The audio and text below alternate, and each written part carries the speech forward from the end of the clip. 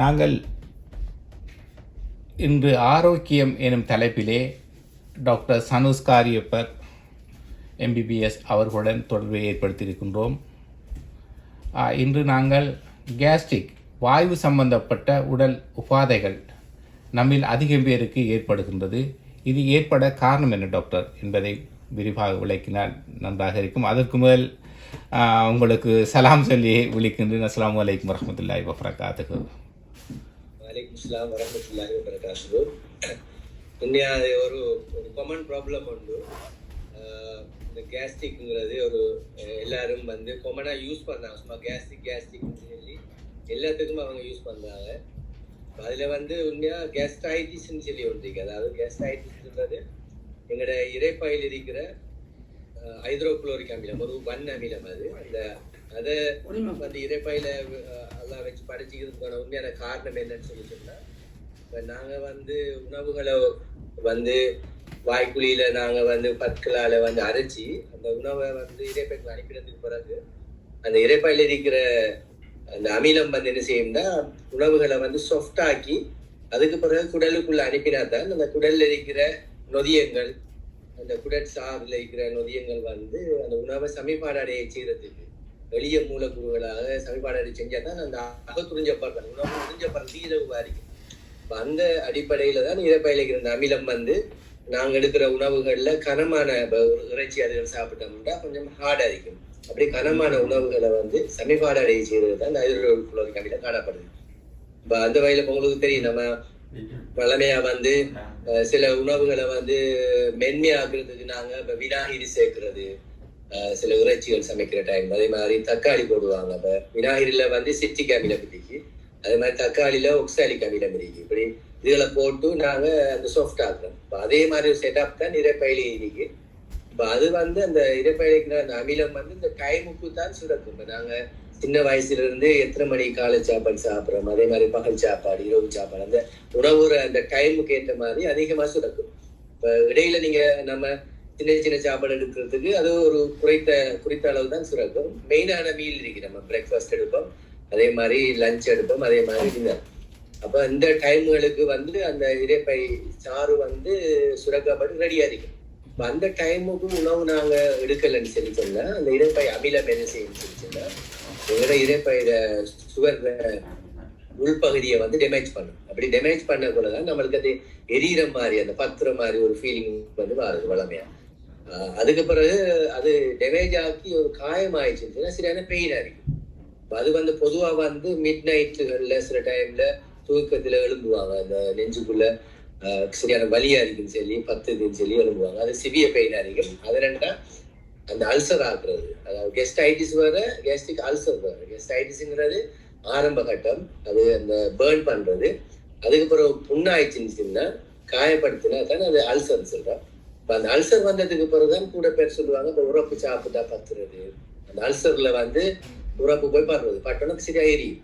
அது அல்சர் ஆக்குனது பிறகு.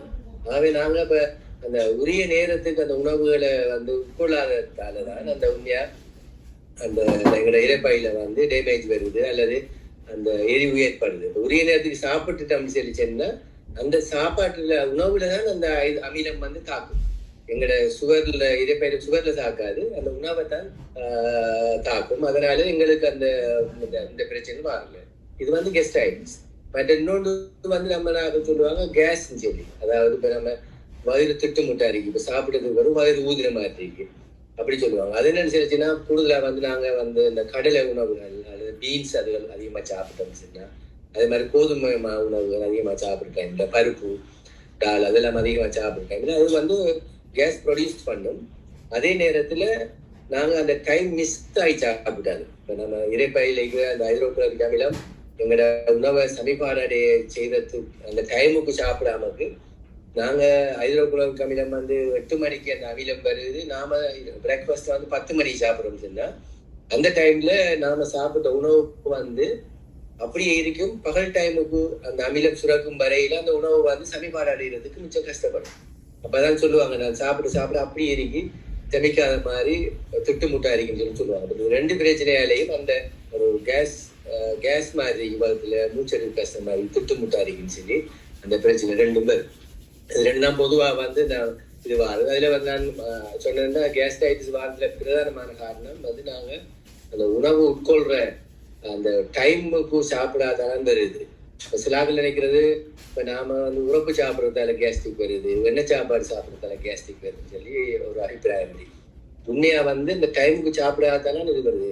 நம்ம ப்ராக்டிக்கலா பார்க்கலாம். சில ஆட்களை பாருங்க நல்லா சாப்பிடுவாங்க. டெய்லி வந்து ஈவினிங்ல கிழங்கு பொரியல் அந்த பாபத் அப்படி அதெல்லாம் டெய்லி சாப்பிட்றாங்களாம் இருக்காங்க. அப்போ அவங்களுக்கு அதை சாப்பிட்டு போட்டு மேலால அந்த சோடா ஸ்பைட் அந்த கொக்கோலா அப்படி குடிக்கிறாங்களாம் இருக்கு. அப்படி குடிச்சிட்டு நல்லா ஏவரையும் விட்டுட்டு ஒளிப்பிட்டு போவாங்க. அதே மாதிரி சகநிலையெல்லாம் இருந்து நல்லா அதிகமா ஆயிலி ஃபுட் எல்லாம் சாப்பிட்டு களியா சம்பல் எல்லாம் போட்டு சாப்பிட்டு அதுக்கு மேல பட்லரும் சாப்பிட்டு அதுக்கு மேலால கூழுமே ஏதாவது எடுத்து அப்படியே எழுப்பிட்டு போவாங்க. அவங்களுக்கும் அந்த கேஸ்ட்ரிக் ப்ராப்ளம் இல்லை. அப்ப உண்மையா வந்து நெல்ல சாப்பிடுற ஆக்கள் எதை சாப்பிட்டாலும் அந்த சமிபாடு அடையும், சமிபாட்டு பிரச்சனை இல்லை. அந்த உரிய நேரத்துக்கு சாப்பிடாத ஆக்கள், அந்த டைமுக்கு சாப்பிடாத ஆக்கள் ஒரு சின்ன ஒரு ரொட்டியை சாப்பிட்டாலும் சரி, ஒரு சம்சாவை சாப்பிட்டாலும் சரி, ஒரு சின்ன எண்ணெய் சாப்பிடுது, ஒரு முட்டை பொரியல் சாப்பிட்டு சொல்லுவாங்க பகல் எல்லாம் அந்த முட்டை சமைக்காத மாதிரியும் வயிற்றுல இருக்கிற மாதிரி ஒரு ஃபீலிங். ஆகவே நாங்க அந்த மெயின் ரீசன் வந்து அந்த உரிய நேரத்துக்கு சாப்பிடாம இருக்கிறது. அதுலேயும் வந்து காலை சாப்பாடு தான் மெயின். அதை நாங்கள் வந்து பிரேக்ஃபாஸ்ட்னு சொல்றோம். ஃபாஸ்டிங்ல இருக்கோம். கிட்டத்தட்ட ஒரு 8 to 10 hours வந்து நாங்க நைட்ல வந்து ஃபாஸ்டிங்ல இருக்கோம். அப்போ ஏர்லி மார்னிங் வந்து நாங்க அந்த சாப்பாடு எடுக்கணும். ஏர்லி மார்னிங் எடுத்தோம்னா அந்த கெஸ்டைட்டிஸ் வர விதம் குறைவு. நம்ம வடிவா தெரியும் எல்லாருக்கும். நோன்பு காலங்களில் நாங்கள் 4 மணி எல்லாம் நாங்கள் சாப்பிடுவோம் காலை சாப்பாடு. அப்போ ஒரு ஈவினிங் வந்து 6 வரையும் நாங்கள் இருக்கோம். அப்போ அதில் கெஸ்டைட்டிஸ் சொல்லி அப்படி வரல. அப்படி வர எல்லாருக்கும் வரும். வேற பிரச்சனையே காரணமா சில ஆக்கள் ஒரு 2-3 பேருக்கு முதலாவது நோன்பு 2வது நோன்பு கொஞ்சம் தலை சுத்து அந்த கேஸ்ட்ரிக் பிரச்சனை மாதிரி வரும். மெஜாரிட்டியான ஆக்களுக்கு வந்து அதுவும் அந்த ஃபர்ஸ்ட் 2 days 3 days இருக்கு. மறுபடியும் அடாப்ட் ஆன உடனே அவங்களுக்கு நார்மல் ஆகிடும். ஆகவே காலை சாப்பாடை வந்து தவறாமக்கு நம்ம வெளியே எடுத்தோம்னா எப்படியும் 7:38 அதான் நம்மளோட நார்மலான பிரேக்ஃபாஸ்ட் டைம். அந்த டைம் எடுத்துட்டோம்னா இந்த கெஸ்டைட்டிஸ் பிரச்சனை வராது. லஞ்ச் வந்து நாங்கள் கொஞ்சம் டிலே ஆகலாம், 4 மணி ஆனாலும் கெஸ்டைட்டிஸ் வராது. அதே மாதிரி டின்னரும் அதே மாதிரி மார்னிங் வந்து பிரேக்ஃபாஸ்ட்டு வெளியே எடுத்தோம்னா. இதற்கான தீர்வு முறையில் நீங்கள் அந்த பிரேக்ஃபாஸ்ட்டை குறிப்பிட்டீங்க. இது நம்மட பகுதிகளில் ஸ்ரீலங்கா போன்ற பகுதிகளில் அந்த பாலப்பம் மற்ற சில உரைப்பு இப்படியான சாப்பாடு சாப்பிடுது இதுகளாலேயும் எஃபெக்ட் பாதிப்புகள் ஏற்பட வாய்ப்பு இருக்கின்றதா டாக்டர்?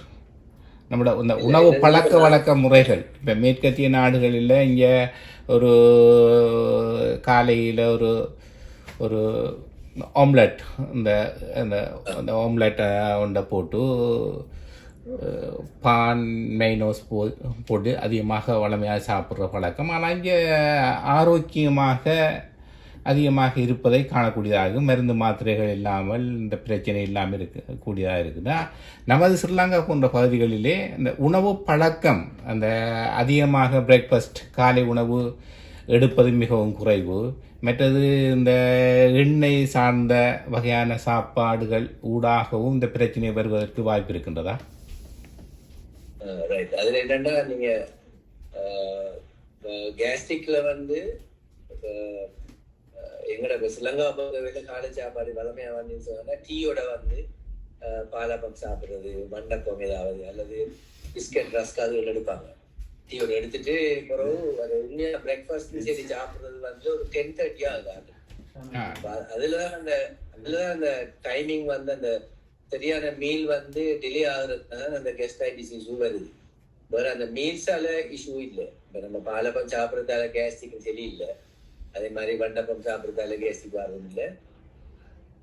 அப்ப அது சின்ன மீல் அவங்க எடுப்பாங்க டீயோட எடுத்துட்டு பிறகு அந்த ப்ராப்பர் பிரேக்ஃபாஸ்ட் எடுக்க தொடங்குறது வந்து ஒரு 10:30 சில டைம்ல மிஸ் ஆகுது 11 அப்படி போகுது. அப்ப அதுலதான் நான் கூட பேருக்கு அந்த கெஸ்டைட்டிஸுக்குரிய அந்த சிம்டம்ஸ் எல்லாம் ஸ்டார்ட் ஆகுது. அதாவது அசிட் வந்து கூட சுரக்கிற டைமுக்கு அங்க மீல்ஸ் இல்லை. அப்ப அந்த டைம்ல அசிட் வந்து இரைப்பையில வந்து அலர்ஜி ஏற்படும் தான் அந்த கெஸ்டைட்டிஸ் சிம்டம்ஸ் ஏற்படும். அதுல இன்னொரு இது இருக்கு என்னன்னு சொல்லிச்சுன்னா அந்த கெஸ்டைட்டிஸ் வாரத்துல வந்து அசிட் வந்து ரிஃப்ளக்ஸ் ஒன்று. அசிட் ரிஃப்ளக்ஸ் சொன்னால் மேலுக்கு அசிட் தொண்டைக்குள்ள வருது. அப்ப அவங்க சில டைம்ல தொண்டை குழி பத்துற மாதிரி, நெஞ்சு எறிகிற மாதிரி அப்படி சிம்டம்ஸ் கொஞ்சம் வரும். அப்ப அதுக்கு பிரதான காரணம் என்னன்னு சொல்லி சொன்னா, அந்த உணவை வந்து கூட நேரம் அரைச்சி சாப்பிடாம ஃபாஸ்டா சாப்பிடுறது. ஃபாஸ்டா சாப்பிடக்குள்ள இறப்பையில வந்து குயிக்கா லோட் ஆகும். ஃபுட் வந்து குயிக்கா லோட் ஆகுறதால வந்து என்ன நடக்கும்னா, அது இறப்பையில இருந்து டைஜஷன் ஆகி சமன்பாடு அடைஞ்சு உடலுக்குள்ள போறதுக்கு டைம் எடுக்கும். அதனால ஃபுல்னஸ் நமக்கு வந்து ஃபுல்னஸ் ஆയിരിக்கும். ஃபுல்னஸ் ஆയിരിக்கிறதால அவங்களுக்கு நோ வார மாதிரி ஒரு ஃபீலிங் வரும். அதனால அவங்களுக்கு தொண்டைக்குழி வரையும் நெஞ்சு வரையும் எரியிற மாதிரி ஒரு ஃபீலிங் இருக்கும் இந்த ஃபாஸ்டா சாப்பிடுறது. அப்ப ஃபாஸ்டா சாப்பிடறதுல அந்த ஸ்டொமக்ல வந்து குயிக்கா ஃபில் ஆகுது.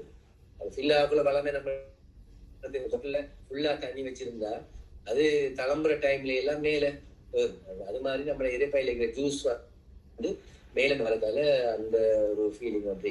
அதே மாதிரி சில ஆட்கள் வந்து தண்ணியை குடிச்சு சாப்பிடுவாங்க. இடைக்கிடைக்க தண்ணி குடிச்சு சாப்பிடுவாங்க. அப்படி வரக்குள்ளேயும் ஸ்டொமக் வந்து குயிக்கா ஃபுல் ஆகுறதால அதுவும் ஒரு காரணம். அந்த அசிட் ரிஃப்ளக்ஸ் வந்து அந்த இறைப்பை அமிலம் வந்து மேல வந்து அந்த தொண்டை நெஞ்சு ஏரியா எல்லாம் எரியறது. மற்றது இன்னொரு காரணம் வந்து சாப்பிட்ட உடனே தூங்குறது. ஒரு சிலர் வந்து சாப்பிட்ட உடனே கழிவாங்க.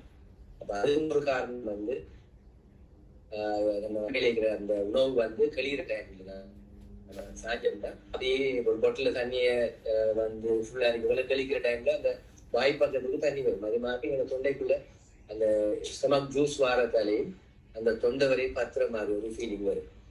இதை தவிரையும் சில ரீசன் இருக்கு. கெஸ்டைட்டிஸ் சில பேஷண்ட் நெஞ்செரியல் சொல்றது அது ஒன்றும் ஸ்ட்ரெஸ் இல்லை.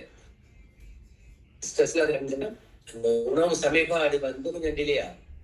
எங்கட சமீபாட்டுக்குரிய அந்த ஹார்மோன்கள் அதே மாதிரி இந்த நொதியங்கள் எல்லாம் வந்து நம்மளோட மைண்ட் வந்து ரிலாக்ஸா இருக்கிற டைம்ல ஸ்ட்ரெஸ் இல்லாம இருக்கிற டைம்ல தான் அந்த சமீபாடு ஒழுங்கா நடக்கும். அந்த ஹார்மோன் எல்லாம் சுரக்கும். நாங்க ஸ்ட்ரெஸ்ஸா இருக்கிற டைம்ல அலர்ட்டா இருக்கிற டைம்ல இந்த சமீபாட்டு நொதியங்கள் சுரக்கிற குறையும். அந்த டைம்ல நடக்குது நம்ம எடுத்த உணவு வந்து சமீபாடு அடையாமக்கு அப்படி ஏறிக்கும். மற்ற காரணம் வந்து அந்த பழமையை விட ஓவரா ப்ரொடியூஸ் பண்ணும். அப்ப அந்த ஓவர் ப்ரொடியூஸ் அசிட் வந்து சேர்ந்தா என்னோட இறப்பையில வந்து கேஸ்ட்ரிக் ஏற்படுது. சில பேர் வந்து தொடர்ந்து கேஸ்ட்ரிக் வரும். கேஸ்ட்ரிக்குரிய ட்ரீட்மெண்ட் எடுத்து டைமுக்கு சாப்பிட தொடங்கினாலும் கேஸ்ட்ரிக் குறையுதுன்னு சொல்லுவாங்க. கடைசி அவங்களோட என்னன்னு பார்த்தோம்னா ஒன்று நைட் டியூட்டி செய்யற ஒரு நைட் வாட்சரா இருப்பாரு. நைட் டியூட்டி செய்யற ஒரு ஆள் இருப்பார். அப்ப அவங்களுக்கு அந்த தொடர்ந்து வந்து அந்த ரெஸ்டான தூக்கம் குறையும். மற்றது வந்து சைக்காலஜிக்கல் ப்ராப்ளம் இல்லாமல் இருப்பாங்க. சைக்காலஜிக்கலி வந்து அவங்களுக்கு டிப்ரெஷன் உள்ளாக்கள் மன அழுத்தம் இருக்கிற ஆக்களுக்கு அவங்களுக்கு அந்த தூக்கம் குறையும். அப்ப தூக்கம் குறைய இருக்கிறதாலையும் அந்த ஸ்ட்ரெஸ் அந்த அமிலம் கூட சுரக்கும். அதுவும் ஒரு காரணம் இந்த கேஸ்டைட்டிஸ் வரதுல. மற்ற சில மெடிசின்ஸ்கள் உதாரணமா பெயின் கில்லர்ஸ் அதிகமா யூஸ் பண்றாங்க. ஜாயிண்ட் பெயின்களுக்கு கால் மூட்டு வருத்தம் இடுப்பு வருத்தம் சொல்லி அந்த டாக்டர் அட்வைஸ் இல்லாமக்கு ஃபார்மசிகள்ல வந்து பெயின் கில்லர்ஸை அதிகமா யூஸ் பண்ற ஆட்களுக்கும் அந்த அசிட் கூட சுரந்து இறப்பையில வந்து அல்சர்ஸ் வாரது கெஸ்டைட்டிஸ் சிம்டம்ஸ்.